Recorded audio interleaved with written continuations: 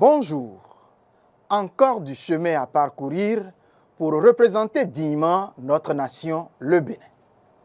Le sport de haut niveau ne s'improvise pas, il se cultive.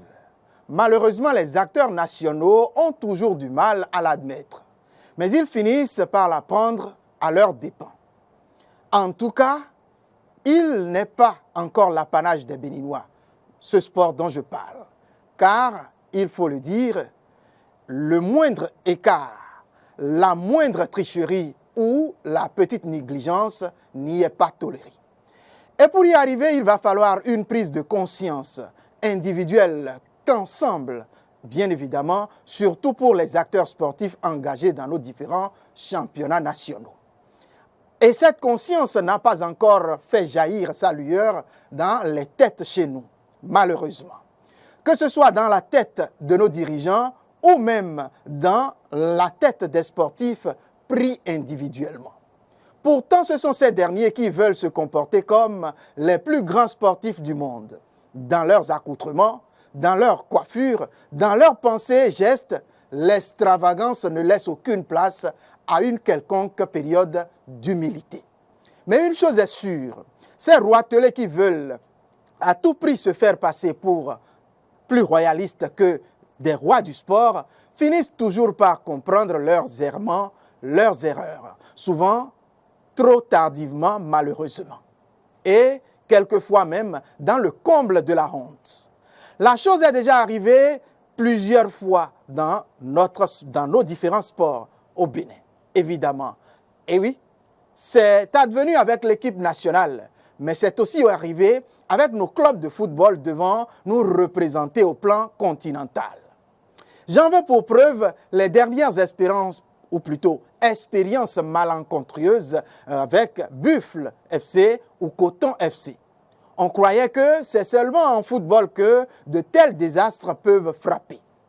Laissez-moi vous dire, avec preuve à l'appui, que cette façon de penser est une absurdité sans pareille. D'ailleurs, je viens d'avoir la preuve palpable et probante que c'est arrivé en handball. Alors, que dis-je? Handball, j'y arrive. Et oui, retenez bien le souffle, chers Béninois, amoureux de la chose sportive, acteurs passifs ou même actifs. Compagnons d'infortune, les miens, que vous êtes devenus, vous devez retenir que nous sommes en train de subir défaite sur défaite de la part de nos différents représentants.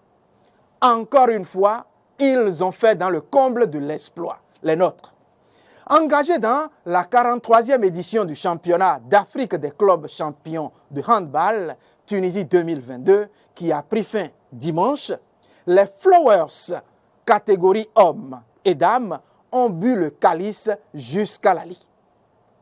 Chez les hommes, c'est 5 matchs dont un seul de gagné pour 115 buts inscrits pour 156 buts enquêtés. Donc 156 buts encaissés, j'y arrive, dans cette compétition au plan continental. Du côté des dames, la catastrophe a été des plus critiques. Le choc a été violent. Il va falloir se reprendre plusieurs fois pour les prochaines participations. Elles ont accumulé, je dirais même qu'elles ont compilé défaite sur défaite, enchaînant ce faisant 6 rencontres sans le moindre gain. Certaines de leurs protagonistes sont toutes évidentes, bien vues, des clubs qui sont au-dessus des nôtres. Petro, par exemple, les FAP. Avec ces clubs, personne n'avait aucun espoir, même illusoire soit-il, que les nôtres puissent gagner. Mais on pensait tout au moins que les matchs face à Aïbiar, USG, Habitat ou encore Bourmedes seraient à portée des nôtres. Il n'en est résolument rien.